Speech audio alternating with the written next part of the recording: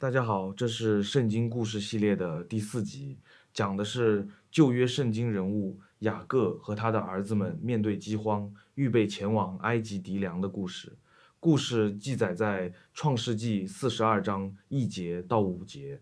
雅各见埃及有粮，就对儿子们说：“你们为什么彼此观望呢？我听见埃及有粮，你们可以下去，从那里为我们提些来，使我们可以存活，不至于死。”于是约瑟的10个哥哥都下埃及籴粮去了，但约瑟的兄弟便雅悯，雅各没有打发他和哥哥们同去，因为雅各说恐怕他遭害。来籴粮的人中有以色列的儿子们，因为迦南地也有饥荒。在创世纪37章结尾，雅各众子把约瑟那件浸满血渍的长衣拿给雅各看，雅各以为约瑟已遭劫难，从这里开始，雅各就一直没有露面。在那次的情节上，雅各的儿子们只是叫他认一认那件血衣，雅各就悲不自禁，大大抢白一番。现在22年过去了，经历了2年饥荒的雅各再一次开口，不同的称呼巧妙地表达着不同的人际关系。先说雅各责备儿子们，意思是面对饥荒的雅各看见埃及有粮食可买，儿子们却没有行动，因此起来指责儿子们：你们为什么彼此观望呢？我听见埃及有粮，你们可以下去，从那里为我们提些来，使我们可以存活，不至于死。用这样的描写来揭开序幕非常恰当，因为十分配合其后事件的发展。随后，雅各众子必须为过去的行为负责，一起对峙，彼此正视对方。作为故事的楔子，这里还有一个更突出的含义。在整个故事的开始，约瑟的兄弟们都表现得很被动，是被责备的对象。面对饥荒，他们却只是坐着彼此观望。在下埃及的籴粮故事里面，他们不但遭到雅各的责备，他们也要遭到约瑟的责备，为他们过去的行为负责。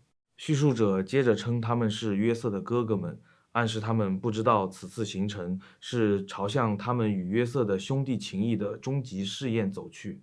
这份手足之情，在兄弟们把约瑟当作奴隶卖掉的时候，已经被他们悍然弃绝了。现在他们被迫要以一种新的方式来承认约瑟是他们的骨肉兄弟。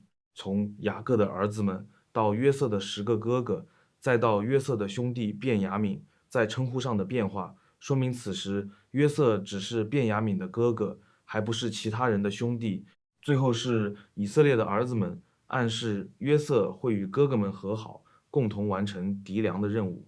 作者巧妙地带出暧昧的含义，透过这个映衬手法，使纠缠不清的兄弟情谊问题很快会以戏剧化的方式得到解决。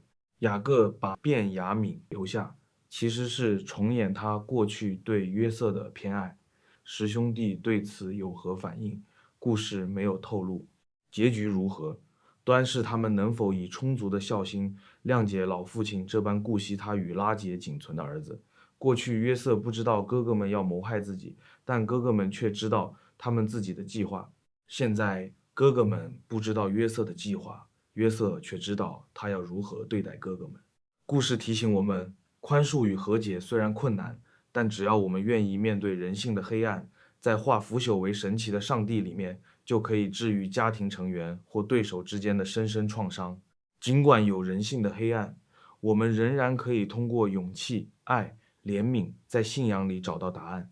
上帝仍可以用人类的罪恶和破碎来实现他的美好和完美旨意。如果您喜欢圣经故事，请记得订阅我们的频道。谢谢您，我们下次再见。愿上帝赐福您。